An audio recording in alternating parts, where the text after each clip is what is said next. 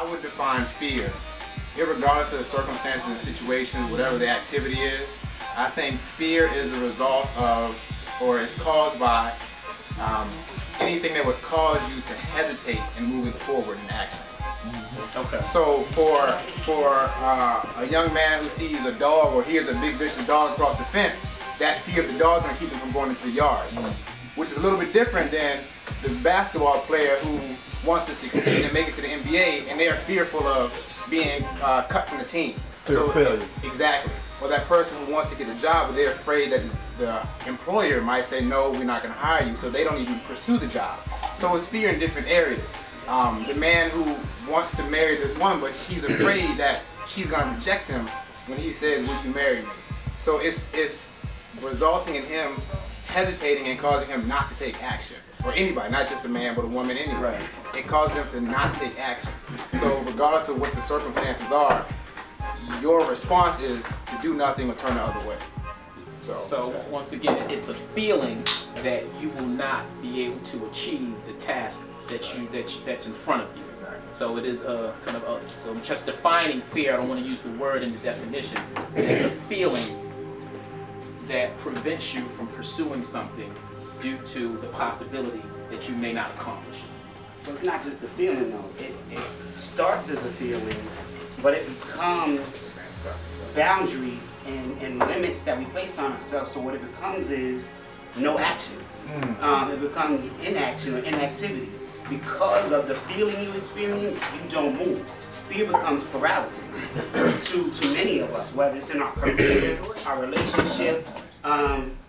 It becomes the chain, the invisible chain. It doesn't exist, but it exists. Right. And it keeps you stuck because you're not moving because of that feeling.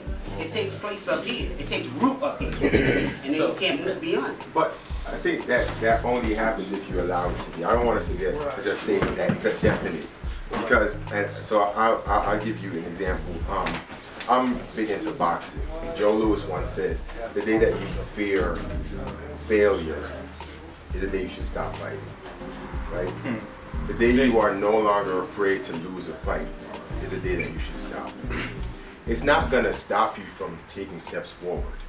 I think fear is, the feeling of uncertainty. You're not sure what the ultimate outcome is going to be. It doesn't necessarily have to be a paralysis. It actually can be a motivator. If I work my butt off and I train hard, I should be afraid of losing, right? If I've made sacrifices for the woman and I know that I've put this money aside and I've committed myself to a relationship, I should be afraid that she's gonna say no when I propose. You're discussing a paradox or a paradigm. Yes. Much like Jesus, the Lord talks about or speaks on, in order to have life, you must die first. The least shall be first. Right. So that's a description of a paradox. That's a very good point. That's an excellent point. And he also talks about the fact that fear has a place, but what you do with fear is where your place is going to end up. My fears may be different than a young man's fears, and it all has to do with his environment and things that's going on within that environment. Myself, like Vinroy, I think there's a place for fear, and I think there's a place for fear with accomplishment, but it depends on what you do with your inner fears and how you define them. Right. As a human spirit. I think what you don't do is I think you don't allow the fear to cause paralysis. Correct. Does everyone with that statement? And I tell you something I want to just follow. I just want to get a consensus. Does everybody agree with that? Because we've all had conversations with cats. We'll talk about they're not scared of anything.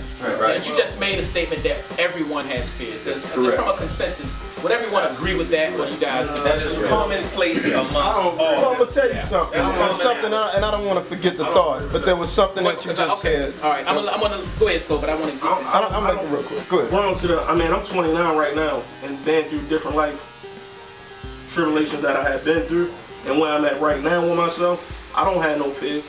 Not afraid of anything. Because my spirit is strong and I'm building it each and every day. At the end of the day, like fear, like he said, it's all what you do with it. That's like if you put this much into a relationship you've been this good man to this woman. At the end of the day, you still should know that, okay, I'm a good man. If she don't want me, I can get somebody else. Not only that, I have myself. And like you said, with the spirit, it comes back with God. Because I don't need no woman, man, even my son. I can try to teach him as much as I can, but that doesn't have anything to do with my spirit and where I'm at spiritually. Right. Because when you get there, you should not fear nobody. Or no man does nothing. Because it comes from, if God, what are you scared of? Why?